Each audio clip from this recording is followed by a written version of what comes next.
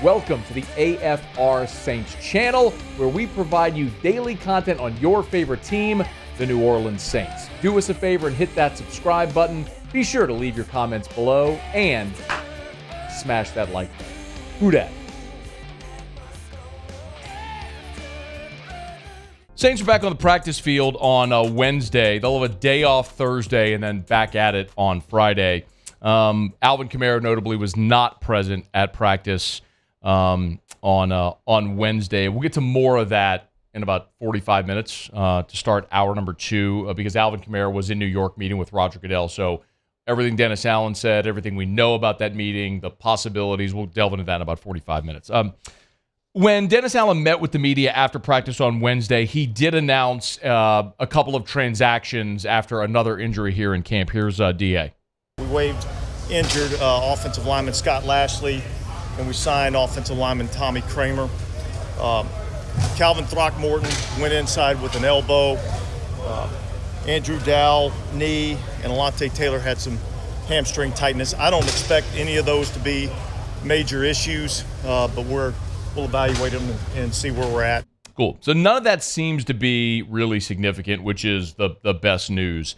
What you noticed there at the beginning, the transactions that he discussed were waiving Scott Lashley, who's an undrafted rookie, who came for a rookie camp tryout and made the team. Well, they waived him with an injury designation, and they brought in Tommy Kraemer. Now, let's talk a little bit first about Kraemer as a prospect, and then why it's significant. So, Tommy Kraemer he's from Ohio, and he went to school at Notre Dame. He played for Brian Kelly at Notre Dame. So a very notable, obviously, run that Brian Kelly had on producing offensive linemen in South Bend. We've talked about that plenty. And he had a really productive career in South Bend. He redshirted in 2016, but then started 12 times in 2017. He started 10 times in 2018. 2019, he started 7 games and then missed the remainder of the season with a knee injury. And then came back in 2020, the COVID year, which was his 5th year, his final year in school.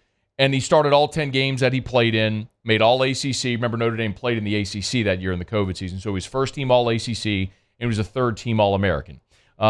So you're talking about a guy that had a really productive career at Notre Dame. Started nearly 40 games, 39 games during his career in South Bend. Went undrafted largely because of the knee injury that cost him the bulk of his 2019 season.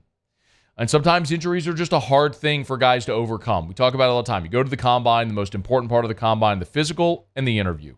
The interview to see if they have any red flags about your personality. The physical to see if there are any red flags about you physically. So he signs with the Lions as an undrafted free agent and actually played as a rookie. Made 3 starts, played 9 games as a rookie with the Lions. And then last year, he got injured and missed the entire season.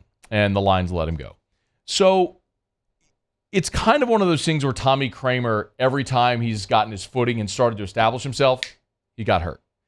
At Notre Dame, he redshirted his first year, played a lot as a redshirt freshman, as a sophomore, then as a junior. Boom, knee injury cost him the bulk of his season. Now, bounced back and had a fantastic senior year, was a third-team All-American, first-team All-ACC.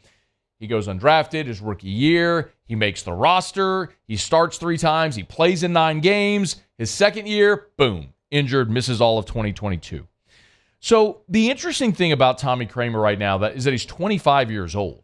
He's just entering year 3 in the league, and he's only played in 9 total games with 3 starts.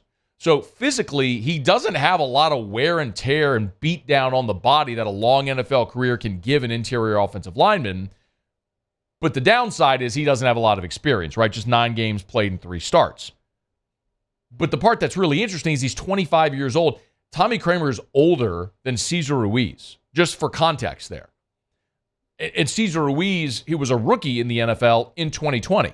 So here's a guy that maybe doesn't have the experience, but similarly doesn't have the wear and tear, but is also an older, more mature physically player.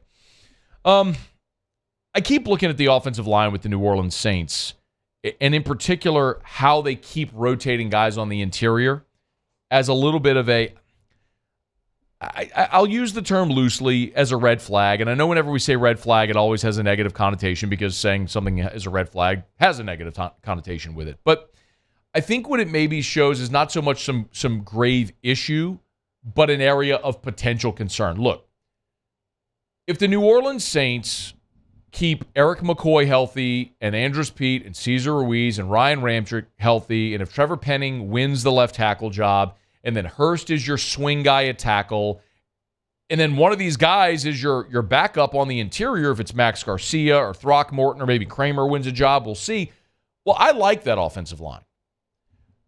But as we've talked about plenty, the big problem that you have is that on the interior of the offensive line, really on the offensive line as a whole,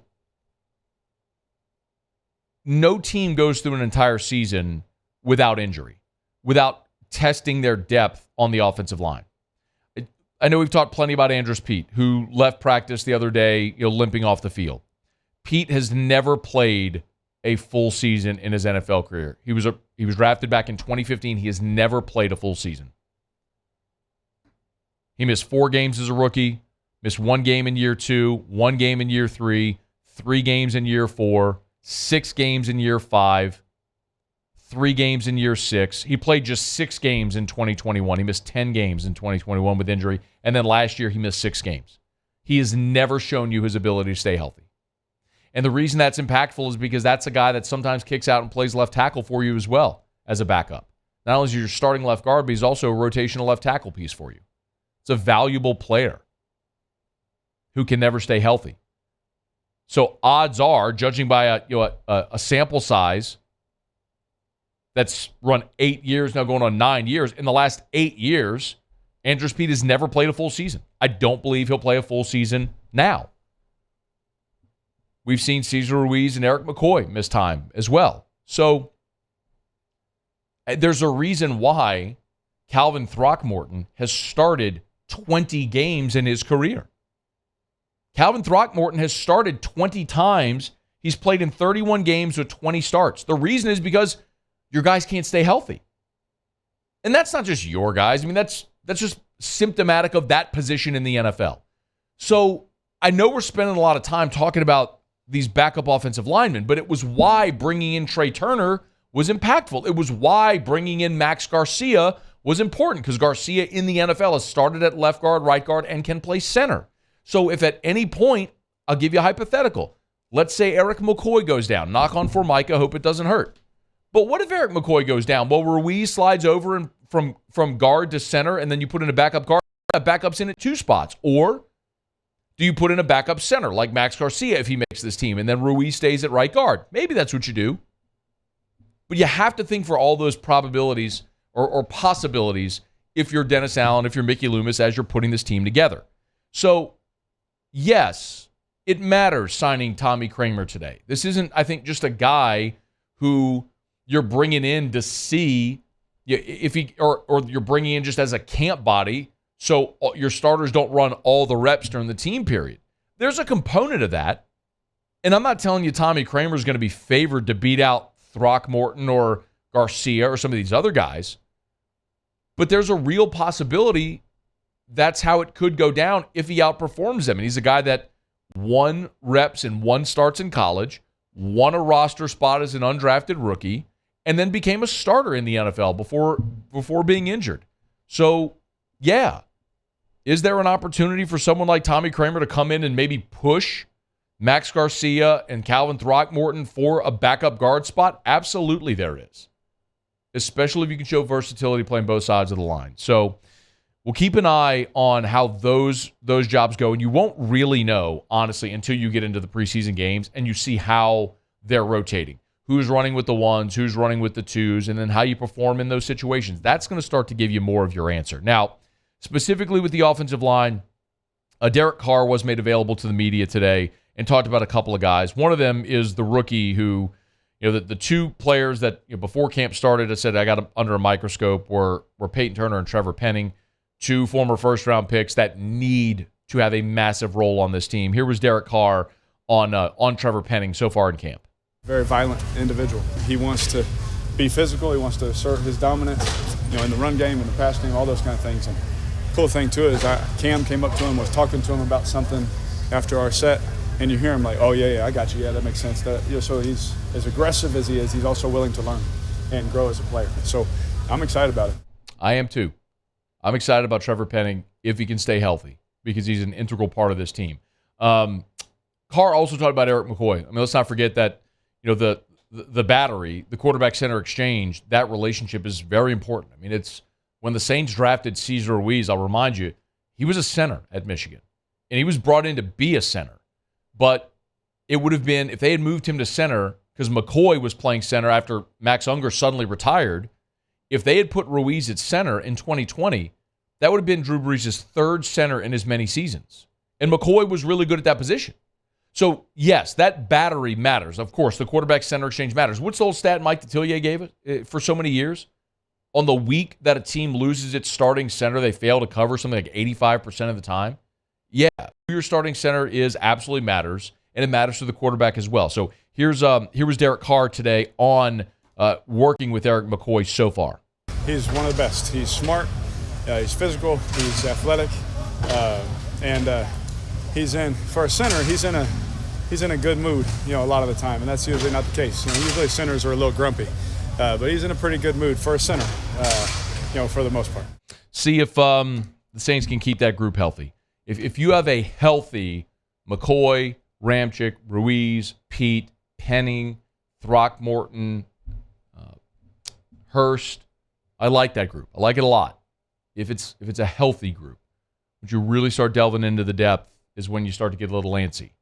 And that's why they brought in a new player today. It's why you brought in Kramer today to try to push for that job, push the guys that are already there. Hey, thanks so much for watching.